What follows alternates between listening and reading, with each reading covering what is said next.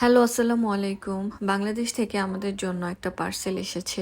এই পার্সেলটাতে আছে সব আমাদের দেশের দেশি মাছ।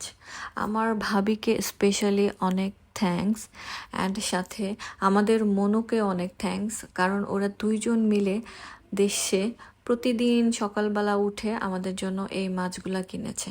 ওদের দুজনকে অনেক থ্যাঙ্কস। ওরা যখনই প্রতিদিন সকালে সেহরি খেয়ে তারপর বাজারে যেত, আমাকে কল করতো, আমি ভিডিও কলে লাইনে থাকতাম।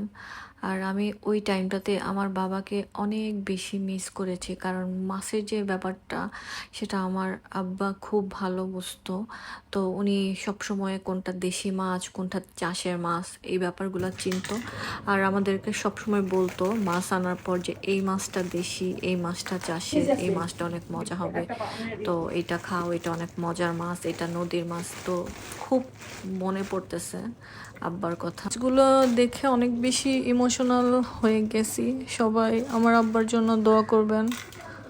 খুব আব্বার কথা মনে পড়তেছে, আব্বা আমাদের মাঝখানে নেই। তারপর মাছের প্যাকেটটা আমি খুলতেছিলাম, এখানে অনেক ধরনের দেশি মাছ ছিল। সবগুলো মাছ একটা একটা করে বের করলাম। ট্যাংরা মাছ ছিল, গুলশা মাছ, তারপর কাইকা মাছ বলে মেবি, কই মাছ, তারপর বেড়া মাছ, আয়ের মাছ, আরো অনেক ধরনের মাছ ছিল, আমার এত নামও মনে নেই। তো সবগুলা ক্লিন করে বক্সে বক্সে ভরে রাখা হচ্ছিল যাতে ভালো থাকে, যখন রান্না করবে ইজি হয়। তো আপু সবগুলো ধুয়ে নিতেছিল, ধুয়ে ধুয়ে বক্সের ভিতরে ভরতেছিল।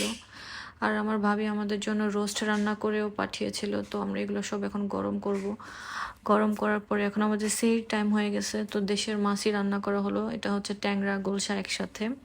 তারপর রোস্ট রান্না করা হয়েছিল, তারপর আরেকটা তরকারি ছিল কচু দিয়ে ট্যাংরা মাছ। তো সব কিছু অনেক মজা হয়েছে, সবাই খাওয়া দাওয়া করলো খুব তৃপ্তি সহকারে।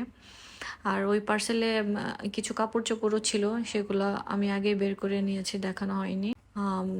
হিজাব ছিল, পাঞ্জাবি ছিল। পাঞ্জাবিটা সবার লাস্টে দেখিয়ে দিব।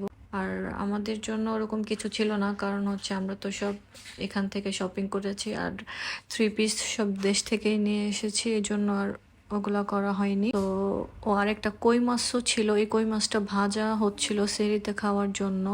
তারপর আগে বাচ্চাদেরকে খাবার দিয়ে দিলাম, তামিমকে রোস্ট দিলাম। তামিম রোস্টটা খেলো অ্যান্ড বলছিল খুব মজা হয়েছে, ওর মামুনিকে থ্যাঙ্কস দিচ্ছিল।